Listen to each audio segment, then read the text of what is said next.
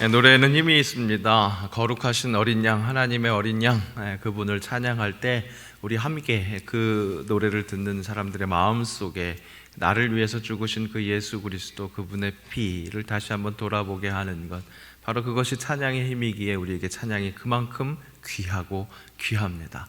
여러분들의 삶 속에서 그 찬양의 삶이 끊어지지 않기를 주의 이름으로 축복합니다. 맞습니다. 노래는 힘이 있습니다. 함께 힘을 모아야 할 때, 함께 한 방향으로 가야 할 때, 한 곳을 바라봐야 할 때 그 공동체에게 아주 좋은 힘이 될 수 있는 것, 그것이 노래입니다. 아직 이루어지지 않았지만 열망을 담아 함께의 힘을 합칠 때, 우리가 가고자 하는 길, 그 가보지 않은 길을 갈 때에도 바로 그렇게 우리에게 용기를 불어넣어 줄 수 있는 큰 무기, 바로 그것이 노래가 될 수 있다는 겁니다. 새마을 운동 기억하실 겁니다. 한국 근현대사에 한국의 경제를 이렇게나 풍요롭게 성장시키는데 아주 큰 역할을 한 그런 운동이라고 할 수 있을 것입니다. 제가 어렸을 적에는 이제 그 새마을 운동의 어떤 그 덕택을 보고 있었을 그럴 때여서 그랬는지, 그때 이제 막 역동적인 이런 활동이 일어났다기보다 이제 점점 수그러 들어가고 있는 그런 때였던 것 같습니다. 다만 기억에 잘 남는 것은 새마을 운동의 그 녹색 기에, 그 노란 바탕에 새싹 같은 모양, 그 심벌이라는 거죠. 요즘 세대를 나눌 때 새마을 운동을 아느냐 모르냐, 아는 분들, 고개를 끄덕이는 분들, 젊다고 생각하지만 이미 옛사람입니다. 요즘 청년들은요 그걸 모르더라고요. 새마을 운동의 그 모양을, 그 심벌을 모르더라고요. 정말 잘 기억에 남는 것이 또 하나 있죠. 새마을 노래입니다.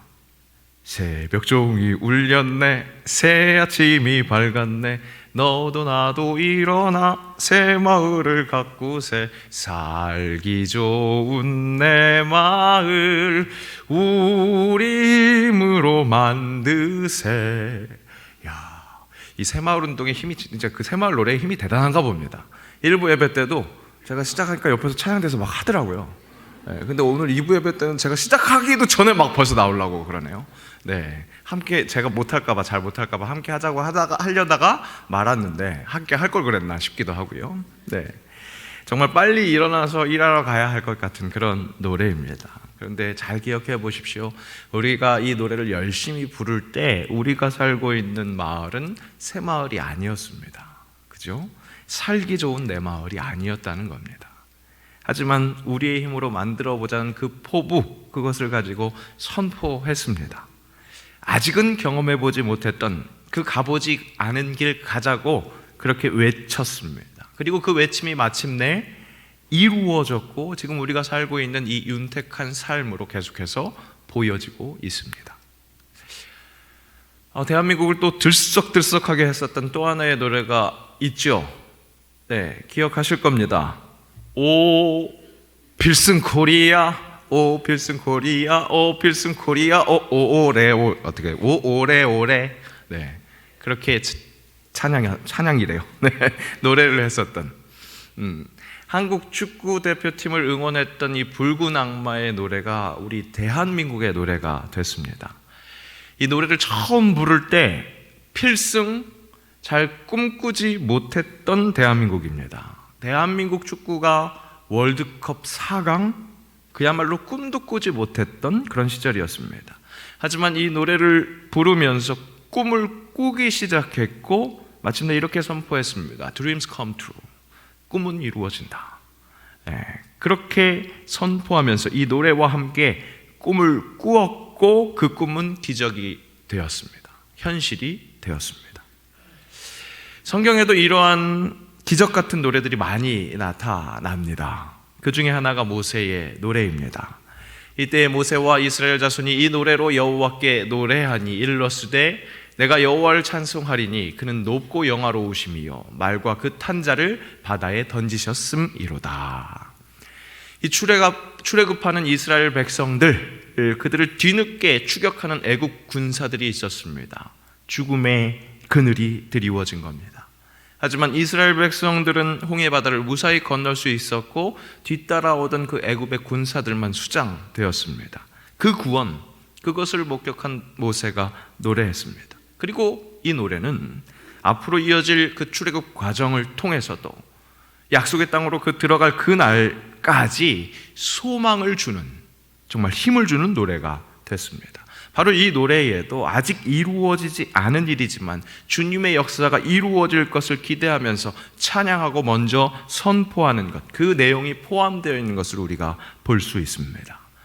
주께서 백성을 인도하사 그들을 주의 기업의 산에 심으시리이다. 여호와여, 이는 주의 처소를 삼으시려고 예비하신 것이라. 주여, 이것이 주의 손으로 세우신 성소로소이다. 앞으로 계속 가야 할 길, 그 가나안 땅으로 들어간다는 그 선포, 아직 이루어지지 않은 일이지만, 아직 가보지 않은 길이지만 그 길에서 힘차게 노래할 수 있었던 것, 그들을 한 발자국 한 발자국 앞으로 전진할 수 있게 했습니다.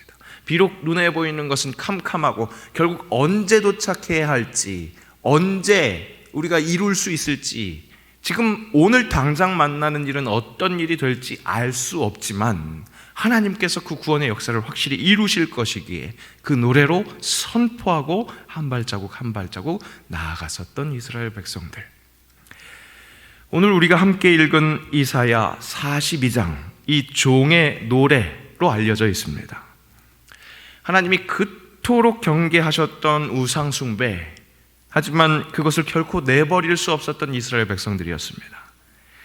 이방신들로 인해서 범죄하는 이스라엘, 그 이방신들을 섬기는, 그 우상 숭배를 하는 이스라엘, 결국 그 이방에 의해서 고통당하게 되고 멸망하기까지 이르게 됩니다. 이사야서는 바로 그런 이스라엘 백성들을 때로는 꾸짖고 또 때로는 희망을 선포하는, 그 이스라엘 백성들에게 희망을 선포하는 그런 내용들로 채워져 있습니다.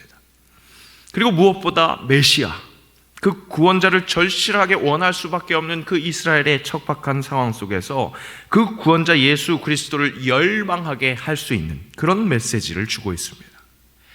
하나님의 종으로서 이스라엘을 구원할 메시아, 그를 대망하는 그들에게 오늘 종의 노래가 허락되었습니다. 그분으로 인해서 변화될 현실, 새롭게 다가올 현실을 고대하게 해주는 새로운 노래를 허락해 주신 것입니다. 고통받고 있는, 세상 속에서 아파하고 있는, 해답을 찾기를 원하는, 구원자를 간절히 원하는 우리에게 허락하시는 바로 그 종의 노래라고 할 수 있겠습니다. 이 종의 노래는 먼저 그 종에 대해서 설명해 주십니다. 상한 갈대를 꺾지 아니하며 꺼져가는 등불을 끄지 아니하고 진실로 정의를 시행할 것이며 그는 쇠하지 아니하며 낙담하지 아니하고 세상에 정의를 세우기에 이르리니 섬들이 그 교훈을 앙망하리라. 우리 예수님을 예언하고 있는 것입니다. 이스라엘이 당하고 있는 현실, 우리가 당하고 있는 이 현실, 그것은 세상, 그 세상은 권력에 의해서 지배당하는 질서가 당연한 곳입니다. 상한 갈대를 다시 한번 꺾습니다. 꺼져가는 등불은 빨리 꺼져야 권력자에게 효율성이 높아지는 겁니다. 정의와는 거리가 먼 현실입니다. 하지만 종의 노래가 노래하는 그분은 반대입니다. 상한 갈대를 돌보시고 꺼져가는 등불을 어루만지십니다. 정의를 시행하십니다. 그런 새 노래의 주인공을 오늘 이 노래는 찬양하고 있습니다. 그리고 노래는 이어서 그분을 통해서 이루실, 그 종을 통해서 이루실 하나님의 역사가 정확하게 어떤 것인지 좀 더 세심하게 진술하고 있습니다. 아니, 노래하고 있습니다. 내가 눈먼 자의 눈을 밝히며 갇힌 자를 감옥에서 이끌어내며 흑암에 앉은 자를 감방에서 나오게 하리라. 나는 여호와이니 이는 내 이름이라. 나는 내 영광을 다른 자에게, 내 찬송을 우상에게 주지 아니하리라. 회복시키신다는 겁니다. 눈을 밝히신다는 겁니다. 갇힌 자를 감옥에서 내어 주십니다. 그렇게 완전한 회복, 여호와이십니다. 그분은 그 영광을 다른 이에게, 다른 우상에게 그 찬송을 넘겨주시지 않습니다. 찬양받기 합당하신 주님이 우리의 삶도 그렇게 회복하실 줄로 믿습니다. 확실히 노래를 하니까 그 약속하시는 회복이 더욱더 뚜렷하게 보입니다. 확실히 새로운 현실이 기대가 됩니다. 꿈을 꾸게 됩니다. 그리고 그 노래는 그렇게 흥분만 하지 말고 그 꿈과 함께 흥에 겨워서 그 노래에 멈춰 있지만 말고 진정 하나님의 구원 역사를 선포하고 많은 사람들에게 그 구원의 역사를 전파하고 하나님에게 영광을 올려드리라고 그렇게 말씀합니다. 여호와께 영광을 돌리며 섬들 중에서 그의 찬송을 전할지어다. 그리고 오늘 우리가 읽은 14절에서 17절 말씀은 이 노래가 마무리되는 부분이라고 할 수 있습니다.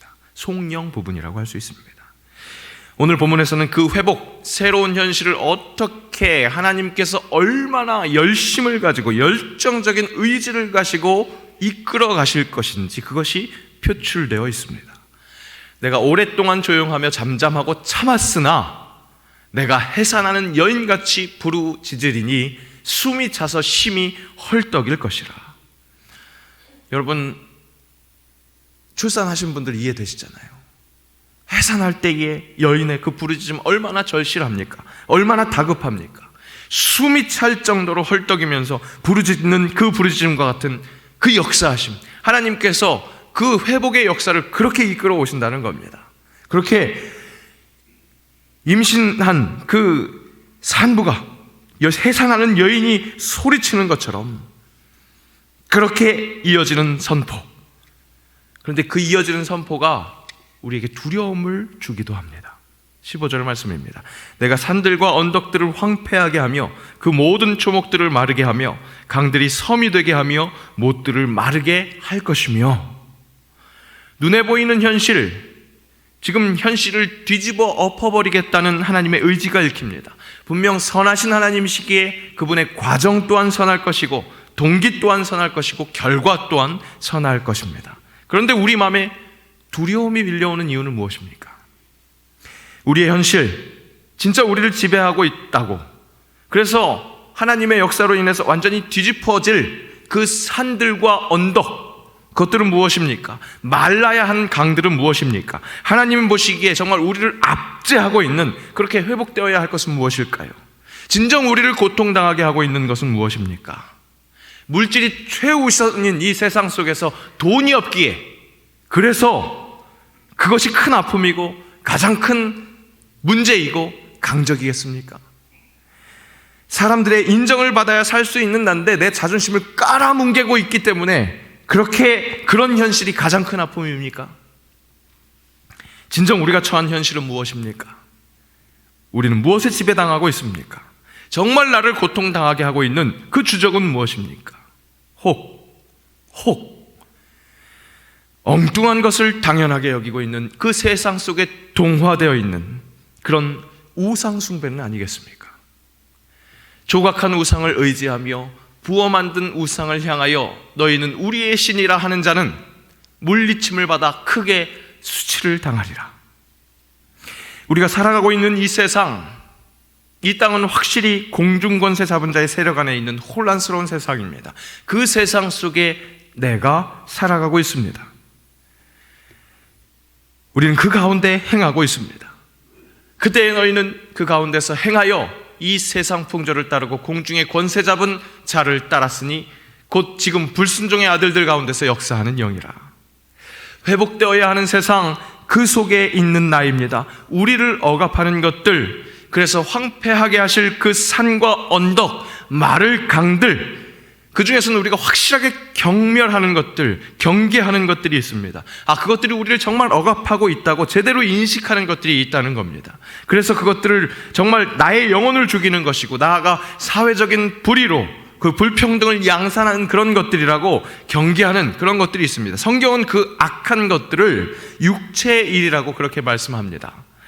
육체의 일은 분명하니 곧 음행과 더러운 것과 호색과 우상 숭배와 주술과 원수 맺는 것과 분쟁과 시기와 분냄과 당짓는 것과 분열함과 이단과 투기와 술 취함과 방탕함과 또 그와 같은 것들이라. 잘 보십시오. 우리가 충분히 경계하는 것들 일색입니다. 충분히 악한 것들이라고 경멸하는 것들, 멀리해야 한다고 인식하는 것들입니다. 그런데 잘 보십시오. 혹 취사 선택하고 있는 것은 없는지, 어떤 부분에서는 어쩔 수 없는 부분이라고 타협하면서 이 땅에서 생존을 위해서는 이것이 없어지는 새로운 현실을 오히려 거부해야 한다고 그렇게 버티고 있는 부분은 없습니까? 여러분, 우상 숭배에서 우리는 자유로울 사람이 한 명도 없습니다. 아니, 목사님, 저희 집에 신주단지 같은 것 없는데요, 저 미신 믿지 않는데요, 우상 숭배라니요, 그렇게 말씀하시겠습니까? 아니요. 왜 없겠습니까? 하나님, 이것만큼은 안 됩니다. 이것만큼은 안 됩니다. 아무리 좋은 현실이 온다 할지라도 이것만큼은 내어놓을 수 없겠습니다 하는 것 분명 하나시겠습니다. 눈에 보이는 것에 휘둘리고 이 땅에서 천년 만년 살 것처럼 아등바등 살고 있는 우리에게 그렇게 놓치면 절대 안 될 것 같은 신주단지가 각자 자신의 모양대로 있다는 사실입니다. 아브라함에게는 이삭이 우상이었습니다. 100세 얻은 아들, 여러분 생각해 보세요. 그대로 나누면 100%, 그대로 놔두면 100% 우상이 될 그런 존재였습니다. 하나님 맡기신 생명인데 자기 것으로 오해할 수밖에 없는 그런 존재였습니다. 하나님은 아브라함의 믿음을 시험하신 것 같습니다. 그 아들을 내어놓으라고 했으니 말입니다. 하지만 하나님은 그 시험을 통해서 아브라함에게 새로운 현실을 맞이하게 하셨습니다.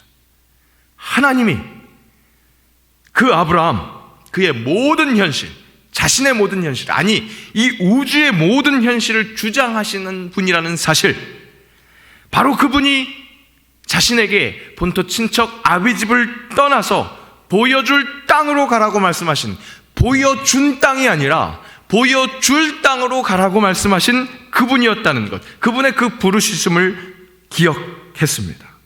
우상투성이었던 그 자신의 삶의 자리를 떠나서 하나님만을 바라보게 하셨던 그 하나님, 그분의 역사를 기억할 수 있었습니다. 언제요?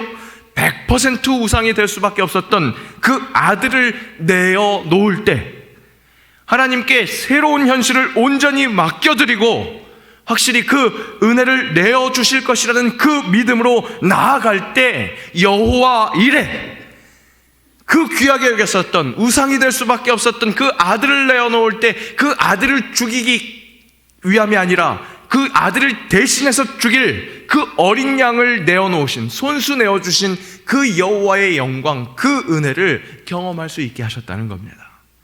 바로 그 경험을 통해서 아브라함은 새 현실로 나아갑니다. 새로운 현실로 나아갑니다. 고통당하고 있으십니까? 변화가 필요하십니까? 새로운 현실을 기대하십니까? 변혁, 그것은 나를 제외한 세상에서 일어나는 것이 아닙니다. 하나님께서 이루시는 새로운 현실은 오히려 나를 중심으로 나에게 일어납니다. 영 쓸데없는 것들에 휘둘리는 것이 아닌 진정 나를 살게 하는 유일한 길, 예수 그리스도 그분만을 바라볼 수 있도록 예수님 그분을 허락하시는 겁니다. 너희가 어찌하여 양식이 아닌 것을 위하여 은을 달아주며 배부르게 하지 못할 것을 위하여 수고하느냐? 내게 듣고 들을지어다. 그리하면 너희가 좋은 것을 먹을 것이며 너희 자신들이 기름진 것으로 즐거움을 얻으리라. 수고하고 계십니까? 양식이 아닌 것을 위해서 은을 달아주면서 배부르게 하지 못할 것을 위해서 수고하는 여러분들, 이 세상 풍조, 그것이 지금의 현실이라면 새로워져야 하는 현실이 있다는 것을 직시하시기를 축복합니다. 바로 그 현실을 하나님께서 우리에게 허락하십니다. 이 종의 노래로 새로운 노래가 불러오는 그 새로움은 바로 나로부터 새롭게 되는 것이라는 것. 맹인이었던 나, 양식 아닌 것, 그렇게 배부르지 못할 것, 그것으로 눈이 빠지게 그것만을 바라보고 있어서 맹인이 되어버렸었던 나를 불쌍하게 여기시는 하나님, 그래서 가보지 않은 길로 이끄셔서 그 앞에 광명이 되게 하면서 구분대를 곱게 하실 것, 그것을 보여주십니다. 왜 그런 변혁이 우리에게 필요합니까? 이 땅의 것이 우리가 추구할 것이 아니기 때문에 그렇습니다. 우리가 주목하는 것은 보이는 것이 아니요 보이지 않는 것이니, 보이는 것은 잠깐이요 보이지 않는 것은 영원함이라. 우리가 돌아갈 곳이 있습니다. 그것은 보이지 않는 곳입니다. 보이지 않는 그 하나님께서 우리를 진정 살리시는 하나님, 영원이신 하나님이십니다. 그 영원한 곳으로 가야 합니다. 그에서 그에게로 돌아가야 하는 것입니다. 너희는 옷을 찢지 말고 마음을 찢고 너희 하나님 여호와께로 돌아올지어다. 그것이 우리에게 도래해야 할, 확실히 도래할, 그래서 이 땅에서 맞이할 수 있는 정말로 주 예수와 동행하니 그 어디나 하늘나라, 그 천국을 선포할 수 있는 새로운 현실이 될 줄로 믿습니다. 너희는 이 세대를 본받지 말고 오직 마음을 새롭게 함으로 변화를 받아 하나님의 선하시고 기뻐하시고 온전하신 뜻이 무엇인지 분별하도록 하라. 여러분, 새 노래는 현실을 뒤집는 개혁입니다. 이때까지는 내 삶의 주인이 나였다면 이제 새 노래 되시는 예수 그리스도를 주인 삼는 진정한 개혁, 나에게 일어난 변화가 세상 모두를 변화시키는, 정말 그 철옹성과도 같은 그 세상 법칙을 변화시키는 일로 확장되는 것, 그것을 우리가 경험하는 것, 그것이 우리가 누릴 영적 예배인 줄로 믿습니다. 윌터 브루그만은 그런 우리의 예배를 이렇게 응원합니다. 새로운 용기, 새로운 신앙, 새로운 활력, 새로운 순종, 그리고 새로운 기쁨으로 초대하는 이 예배 가운데 찬양으로 그려진 새로운 현실을 생각해 보십시오. 우리의 예배는 바로 이것입니다. 여러 요인들로부터 우리를 엄습하는 그 모든 현실로부터 새로운 현실을 꿈꿔보는 것. 큰 문제가 사회의 부조리이기 때문에, 사회의 구조이기 때문에 어쩔 수 없다, 그런 것 같지만 결국 나를 둘러싸고 있는 것이고 내가 그 사회 안에서 중심이 될 때 그때 변혁이 된다는 것, 내 죄악이 씻겨 내려갈 때 그때 변혁이 된다는 것, 그렇게 뒤엎으시는 하나님의 새로운 현실, 그것을 노래하는 새로운 노래, 그 노래가 곧 현실이 되는 것, 그렇게 이루시는 하나님의 그 거친 숨결을 기대하면서 다시 한번 노래하는 것, 예배를 마치고 나갈 때 진정 내 삶의 변화들, 새로운 현실을 가슴 벅차게 기대하는 것.